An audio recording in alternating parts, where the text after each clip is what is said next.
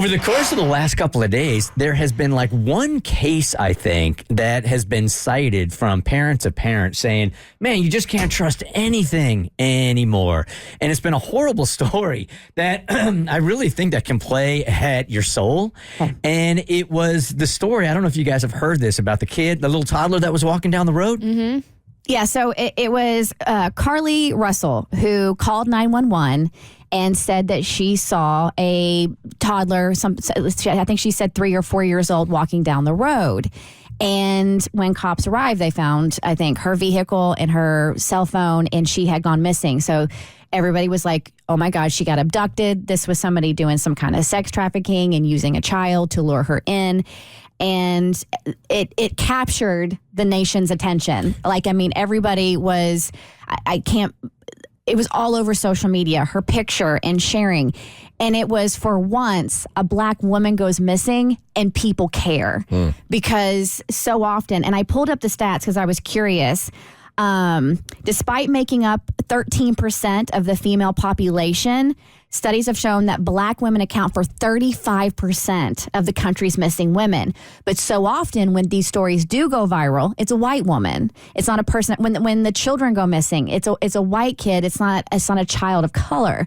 So, you know, the nation was on pins and needles trying to figure this out. And then she was found and she was safe, and the family asked for privacy.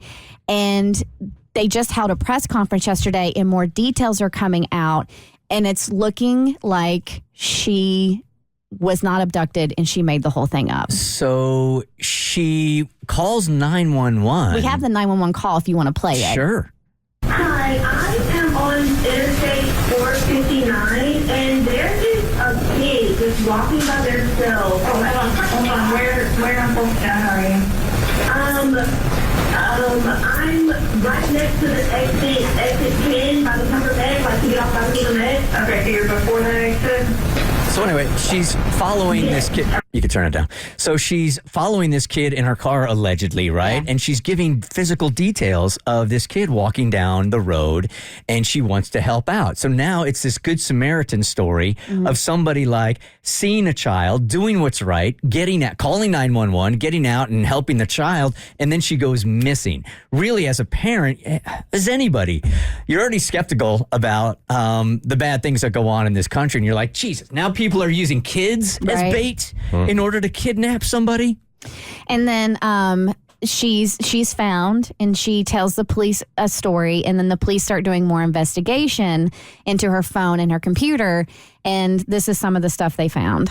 On July 13th at 12:10 p.m., a search for the movie Taken, a film about abduction, was conducted.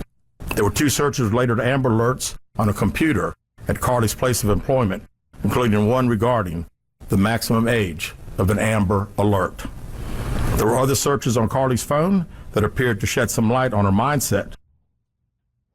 So, taking all that into account, it's devastating, and I think it's also devastating for Black women.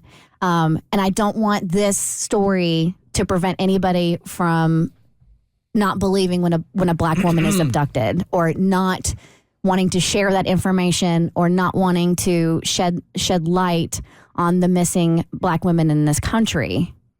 And that's what I'm afraid of, is that this story and what has come out is a setback for Black women. It's a setback for us, because the first time, like you said, that someone's actually taking us seriously and like, okay, all right, we're going to look for this Black woman, she's playing games.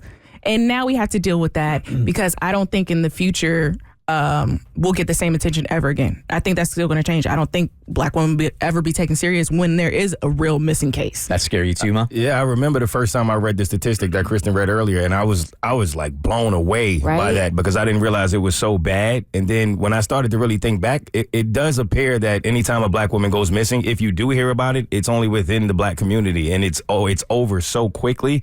And for this to get such national attention, and for it to be like this, it does make you feel like we're never going to get on the other side of it now, because you only need one person to do something like this for the excuse to be, well, when we did try, look what happened. And it's unfortunate, but that's the kind of thing that happens when you do this. But I'm here saying right now, this should not be a setback. This is one incident. This is one woman.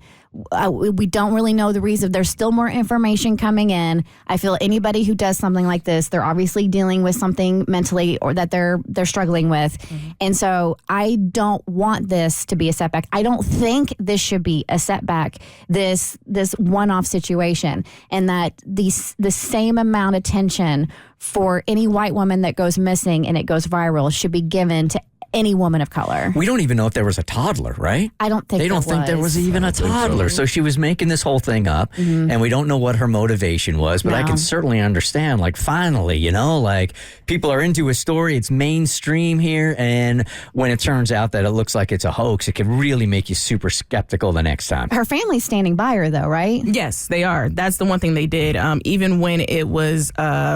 When their footage came out that she had checked into a hotel, her family was like, no, that's not her. Like, they're really standing beside her on this. We just got to remember that one isolated incident does not represent all of anything. Yes. The Bert Show. Like what you just watched? Well, you can get way more of The Bert Show on Apple, Spotify, Stitcher, or wherever you get your favorite podcast.